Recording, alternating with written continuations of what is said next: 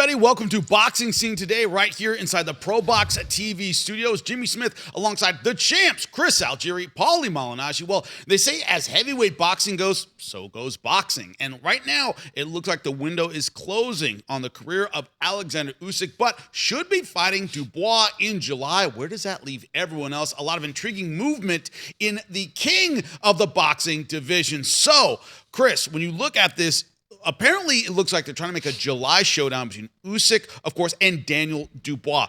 They had fought already, of course, Usyk winning that fight. Do you see things differently this time out? Will it be a more intriguing fight this time around? I mean, listen, you've got the number one and number two heavyweights in the world today, right now. You got all the belts in one place. It's undisputed. It's Alexander Usyk. We're watching a Hall of Fame career as it's unfolding in its twilight. Of course, this is very exciting. And we did a show where we talked about Usyk's next fight. Is it going to be Daniel Dubois or is it going to be Joseph Parker? And I think we all agreed. I said it. I was like, the guy who deserves is Joseph Parker because of his recent run and the fact that Dubois got sick and had to pull out of the fight with Joe Parker. Joe Parker gets the win. So boom, Parker should be in this position. But the narrative is much better for the Dubois rematch. You've got the fact that they fought, and then since then Dubois has been on a tear, beating guys that he was the underdog against, Ergovich, and then Anthony Joshua, yep. Of course. The guy has really revamped his entire career, turned it around, gone from a guy that people saw as a quitter to being potentially the most dangerous man in the world. So you've got this narrative now that Dubois is a different guy. So this rematch will be different. Also, you have the fact that Usyk in the ring after his win over Tyson Fury, Dubois came into the ring, challenged him, and Usyk said, Your Excellency, Turkey, make the fight with Dubois. He's a man of his word. That guy says something, there's a good chance it's going to happen. So I believe the narrative is there, for this fight, obviously, and this is one of the reasons why it's being made. But again, I feel bad for Joe Parker, man. He gets left out once again. Well, he got the big knockout over Martin Bakole, but Bakole coming off the couch, right? Literally, Is there a little bit of that left? Well, the idea that Dubois took on an Anthony Joshua that had time in his backyard where he's a gigantic star, that he kind of climbed the bigger mountain. Not that it's any fault of Parker, but... Yeah, I'm with the champ here. I don't really know what to make of it. It's one of those situations where you're like, oh man, when is Parker going to get that shot? Yeah. He keeps sort of, pecking away, and he's sort of building into something again. And this is not like a guy who, still hasn't gotten his shot and whatnot. He's a former heavyweight champion, so we already know he's the goods when he gets there. So the fact that he's been pecking away and sort of deserving of a shot. He's not one of these guys where you're like, yeah, he's deserving, but we don't really know yet, so we can put him on the side because we don't know yet. No, we know. He's been a world heavyweight champion. He was a former WBO heavyweight champion. So, and he's also the underdog on all these wins lately. Yeah. Keeps upsetting the apple cart. And usually if you get upsets, you usually get rewarded with something. Instead, he keeps getting pushed to the side, So and has to fight really tougher and tougher underrated guys. Career being fought by Parker because it's not easy to win when you're underdog. Because when you're underdog, you're not just dealing with tougher opponents. You're also dealing with politics. You're dealing with a lot of things. Being an underdog involves a lot of things. And Parker keeps showing up like a professional, like a true pro, and keeps doing it. Doesn't excite people because he's sort of a bring your lunch pail and get to work kind of guy. Yep. He doesn't have the explosive heavyweight power. He doesn't have a big personality. But he's great. He's great on TikTok though. Is he? He's really good on TikTok. I guess I got to get on TikTok He's markets himself into positions very well. During the pandemic, he was making these hilarious videos, and it got a lot of attention to him. So it's not just the fact that he's a lunch pail kind of guy. He is marketable. Stylistically, it doesn't explode, right? It's like a lunch pail kind of guy. What I mean, that's stylistically. He gets to work. He goes in, shows up in the ring. He's ready to go 12. He's going to outbox you. He's going to outthink you. And but then he blows up Bakole. Yeah, but the guy showed up off the couch. So what? Yeah. When hindsight, because before that, we're like, hey, that's a dangerous guy to step right in. For 3 rounds, we knew already it was only going to be dangerous for 3 rounds. It wasn't even dangerous for 3 rounds. Bakole literally, when he made that selfie video that he was coming to the airport, he literally just got dressed. He was off the couch. He just got dressed and went to the airport and made a selfie. He wasn't training at all. He was probably watching TV, eating, takeout food or whatever. And it was like, oh yeah. All right, let me get changed. I'll go to the airport now. How much? Yep. Yeah, exactly. So with Parker, I don't think you get the credit, but again, you beat Zhang. He beat Wilder. And that was actually an exciting fight too. The Zhang fight. Yeah. He got dropped twice. He keeps doing it. He still got it. He keeps he keeps doing it. But Listen. The Dubois fight excites me more too because if I'm speaking genuinely, because it's like, okay, you got a storyline there, and Dubois is an explosive fighter and everything, but I also hate the injustice of rewarding him for pulling out of the fight. Like he pulls out of the fight, and it's like he got to skip that final eliminator, so to speak, because that was kind of like an eliminator. And that's man. a tough fight. Joe Parker. You know what I mean? Like that's a tough you fight. don't know if you would have beat. You don't know if you would have beat Parker. You know, and so he gets just skip over Parker to get Usyk again, and Parker hasn't gotten Usyk yet. So, you know, I get it, but it's like it's not fair.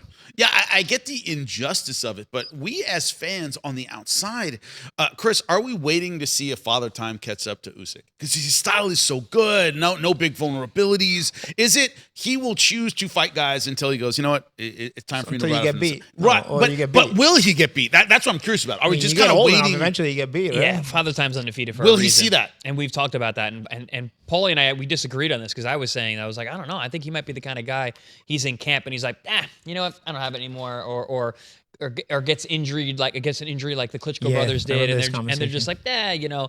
But then you countered with that, like, I don't know, that kind of guy, he probably goes and goes and goes until it's too late. And like most of us. Somebody plasters them on the canvas. Yeah, like most of us. I mean, like that's how I went out. Like you go out and you out fighting. He could be that kind of guy, you know. But you know, he's made so much money. His career is I mean, it's a fairy tale in terms of what he's been able to accomplish. You know, he's going to go down as one of the best to do it. So, do you start protecting your legacy? You know, because there's always that question. Like, you look at Roy Jones' career. He retires after John Ruiz winning the heavyweight title. Goat. Yeah. But where's the argument? Yeah. But he keeps going because he wants to, because he's a fighter. He got knocked out several times after that. He didn't care. He wanted to fight. He's a fighter. And there's a certain level of respect for someone like that who's just like, I'm gonna fight until I can't anymore. And you know, some guys are like that. A lot of us are like that. And you know, is Usyk that kind of guy? I'm not sure. We're not really gonna know. So we are. Listen, we're all waiting on bated breath to see when Usyk either calls it a career and we have this perfect ending, or he gets starched by a guy like Dubois or the next guy coming up. So this is the unfortunate end of and most what happens careers. to Parker? Parker probably fights probably Moses Zuma. next. He fights some super stud and gets beat somewhere. Like that's if we're going to be honest, what's going to happen? They're going to put him in another tough fight. They're just going to throw tough fight after tough fight after tough fight until he loses and doesn't get a spot. He's going to lose a spot. It's horrible. Maybe like a Shaw. Stephen Shaw on our air, Pro Box TV in DC. Of course, last Saturday, Akpajori, a knockout that looked like you chopped down a redwood is the best way to describe it. Like, I'm glad I wasn't under that guy when he fell 6 foot 8. I was worried about that, actually. He almost fell on us. Yeah, we were a little concerned about it, but Stephen Shaw, one of those guys, Paulie, we knew that going into the fight. Man, he's got all the talent. He's got to put it all together, and he can make a heavyweight run. He put everybody on notice that night. He did. Yeah. It wasn't just an explosive knockout. It's the way he went about getting it. I thought the combination was flashy, doubling up the hook, you know, then going out with the finishing shot, that hook right hand finisher was really violent. You know, you see Akpajori's eyes rolling into his head, and unfortunately for Akpajori, he didn't go down. He ends up on the ropes with his eyes rolled into his head, so he actually takes another right hand, and sometimes it wakes you up, and that one, it actually put him to sleep more, you know? Yeah. So you know, it was certainly a highlight reel knockout. I think it's going to be a contender for knockout of the year because also Akpajori's big frame and whatnot. But I also think Shaw, you know, after a couple of those disappointing performances where he sort of underperformed, you know, sort of put himself back in the position and say, hey, man, I'm here. And this time I've learned from my past, and I'm going to shoot these guns. I'm going to pull this trigger, you know? So he's back in the circle of trust? He's back in the circle of trust, I think. I think he kicked the door in with the circle of trust. Well, I think he answered a lot of the questions that he was, or the questions that we had about him and his ability. His ability was never in question. His physicality, his athleticism, all of that were all there. It was the killer instinct. It was the pulling the trigger, like you said. That was the thing that was missing in the fights leading into the Ajagba fight. There was either one of those guys. Neither one of them pulled the trigger that night, and it was a razor-thin decision that went FA's way. And you know, Shaw was like, "Man, I was right there. I just didn't pull that trigger." Man, he pulled that trigger on Saturday night. Right, but and I'll tell you this: yes, he'll get another shot at the room. I mean, I always talk about the room. That win over Akpajori doesn't keep you in the room, but it may get you another shot in the room. and the last time it was against maybe your Jagbas of the world, right? But now you may get another shot. Now you've got to pull the trigger in that situation. Pull the trigger here, but you got to pull the trigger when you get the opportunity to get in the room. Well, you mentioned the Joseph Parker, who's a guy who apparently everyone's keeping on the outside of the room. Now, do you he's in the room because he gets paid like he's in the room, but it's just nobody wants to fight him. Yeah, he's the guy in the room who's like has leprosy. Money. Listen, we don't want to go near him, but he's in the room. Money's great. Don't get me wrong. Money's great. Making money's great. That's great. Parker wants to be world champion. He wants to be in that room. Yeah, it's a different room. Listen. There's the room where you're making the money. That's basically the waiting room, and then there's the championship room. That's a different room. He wants to be in that room. He wants to be in the leather chair with the cigar and the belt on his waist. He doesn't want to be in the outside being like, oh, I'm counting my money out here. No. He wants to be in the championship room. So it's going to be another sort of show though. Well, that's what I mean. So, does that make a perfect crossroads situation where now you got these guys? Where Shaw now he's stepping up. He's got to fight a tough guy. I mean, do you get much tougher than someone who's there than Parker? What about who's the cruiserweight that's also from Parker's neck of the woods? Jai Opetaia. Opetaia. Well, isn't he moving to heavyweight soon? He wants to move to heavyweight. Yeah. Soon, but I think he came out and said he wants to fight Zerto. Oh, he doesn't want that Zerto fight is just that dude. If we don't get that fight, that would be really upsetting. They might fight a heavyweight, but I want to see them a cruiserweight. Yeah. After an era in the last couple of years, we're seeing giants who are also athletic, also fast. Is heavyweight slimming down a little bit with these? Usyk once again, not a gigantic heavyweight. Opetaia, very very skilled, not exactly heavyweight size. I think what it's telling us is that if you're a big heavyweight, you have to understand how to fight as a big heavyweight and know how to use that to your advantage and make it not become a disadvantage. There's advantages and disadvantages to being a giant heavyweight. I think there can be more advantages, but you got to know how to fight and use that. And then there's advantages and disadvantages to being a smaller heavyweight, but you got to know and understand your identity. I always say in boxing, it's very important to know who you are, but it's even more important to know who you're not. So that you don't take the wrong approach. I think the approach is everything with the heavyweight division. Champ, you're gonna love this. I just watched this fight and it goes exactly to your point.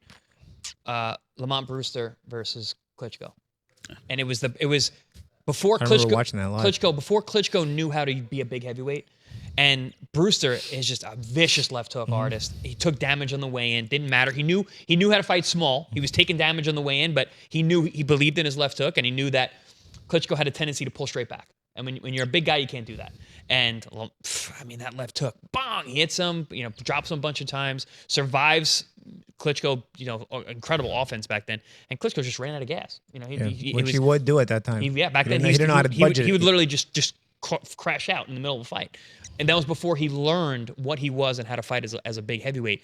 We don't see a lot of heavyweights these days who really know how to fight as big heavyweights. They're not like a Lennox Lewis or like a Klitschko where they bang bang and they're able to drop their weight on you, move you around, keep you at a distance, stay long. He had too many guys who were trying to scrap on the inside, which is partly what happened with Akbajori the other night. Didn't know how to fight tall. Yeah.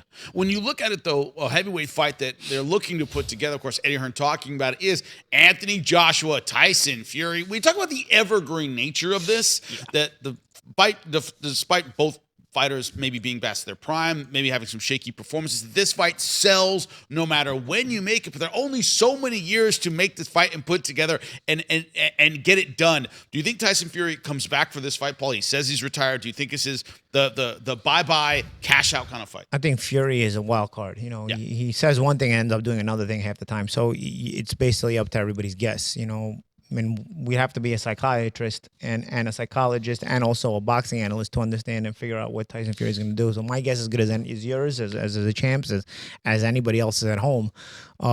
Do I think this fight sells? Yeah, of course I think it sells. The UK boxing market is probably the strongest in the world, at least in the Western Hemisphere. I'm not super familiar with how strong the market is in Japan, for example, but I know it's pretty strong there too. But the UK boxing market is the strongest in the world in terms of the money that it has and the fighters that it has, right? So it's a combination of those things to have a strong market and the fan base, of course.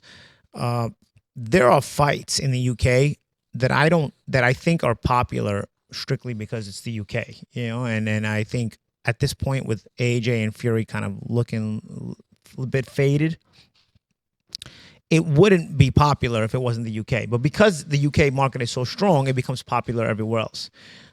Eubank Jr. against Conor Ben Jr. is not a fight like that. Mention that, right. It's not a fight that really is that interesting. But because the UK market is so strong, and we have that FOMO as human nature where you don't want to miss out on some big deal. Also, all of a sudden, they go to fights. They go to fights and then they fans go to influence you. fights. But then they influence you because their market, their media, whatever. Now, we're on a global scale here with the internet and whatnot. Oh, you get curious. You're as a boxer fan, you're like, wow, everybody else, they got that many people there. What am I missing? I want to see that. I want to go. You know, you have people from America that go to these UK fights. You know, it's like I want to see it. So all of a sudden, you're going almost for the atmosphere as much as the fight. Yeah. It becomes interesting outside that market. You know, just out of FOMO for me. I think, you know, because these fights at this point, at least less so in Fury Joshua, because at least they've both been heavyweight champion.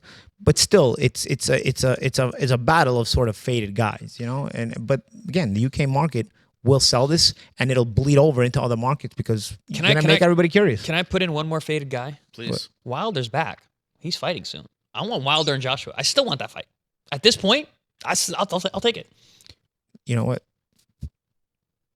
The way the WBC creates belts, I wouldn't be surprised. It'll be the if old, they make the old man circuit for the heavyweight circuit division and just put all these guys start racking these guys in. Call me crazy. I'm and then curious. when Parker gets old enough, they'll still avoid him even in that circle. So what fight would you rather see of those two possibilities? Definitely Fury and Joshua. I think that's a fight that the fact that fight was missed over these years is a real injustice. It's not happening when it should happen, but it still needs to happen. But listen, listen. Nobody wants to see Wilder and Fury again, but I would love to see Wilder and Joshua. So I think Joshua has a couple fights left. I think time sort of softens the blow. Because, dude, Wilder looked horrible the last two fights in a row. It's 2 fights in a row. Yeah. Awful. Parker, he wasn't throwing any punches. Zhang, he got spun around, knocked out, and he was on non-competitive in that fight too. Wilder looked shot completely. But dude, he's still got a right hand, and Joshua's looked a little weak in the chin. He's falling over himself. I didn't even throw the right hand anymore. Can he even get the right hand off anymore? Like I said, it's not one fight. It's 2 fights in a row. Yeah. Wilder. Yeah. So it's like you're really, really scraping the bottom of the barrel. But yeah, boxing fans, a little bit of time separated. Maybe you forget and you start thinking more about the entire start getting nostalgic. You show all the one-punch KO highlights of Wilder. That's your build-up. Well, you talk about the bad That's blood. how they built Tyson and Jake Paul. Yeah. Tyson knockout highlights from 1988. But then you make them fight in 2023 or 24, you know? Yeah, it could be this generation's for people who remember it. Tyson Lewis is on. I remember that well. 2 guys north of 35 ended up being a gigantic fight and breaking records. But as it gets made, as the heavyweight division turns, you'll find out about it right here on Boxing Scene Today. Thanks for joining us. Find out why millions are watching.